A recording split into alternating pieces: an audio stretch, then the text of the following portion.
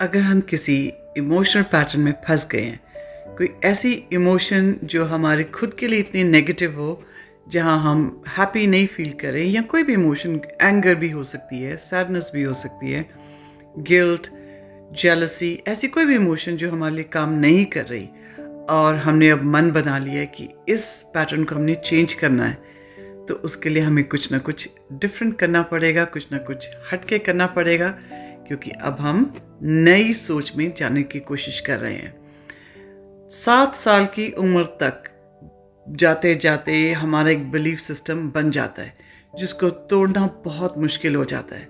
लेकिन ये नहीं है कि वो नामुमकिन है, हम तोड़ सकते हैं, लेकिन उसके लिए हमें प्रैक्टिस करनी पड़ती है। जैसे हमें फॉर एग्ज़ाम्पल अगर गाड़ी चलानी है तो ओवरनाइट नहीं आती है, हमें ड्राइविंग के लिए लेसन्स लेने पड़ते हैं, प्रैक्टिस करनी पड़ती है, और फिर धीरे धीरे कॉन्फिडेंस आ जाता है। ऐसे ही इस नेगेटिव पैटर्न को तोड़ने के लिए आपको प्रैक्टिस करनी पड़ेगी, अपने आप को हील करना पड़ेगा, और एक ऐसी सोच लानी पड़ेगी जो कि आपको वो पुरानी सोच को आप रिप्लेस कर देंगे।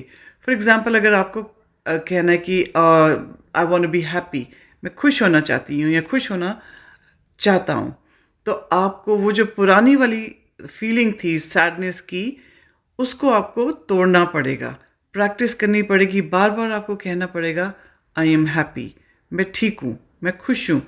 आपको कुछ सर्कमस्टांसेस भी चेंज करने पड़ेंगे, अपने कुछ ऐसे लोगों के साथ उठना बैठना पड़ेगा जो खुश रहते हो, तो आपको धीरे धीरे वो आदत पड़ जाएगी। आप अपने दिमाग में बार बार ये बात कहेंगे, I am okay, I will be happy, I can be happy and I am happy. तो ये आपका माइंड जो है, आपने तब तक कहना है जब तक ये बात आपके सबकॉन्शियस माइंड को अच्छे से समझ ना आ जाए।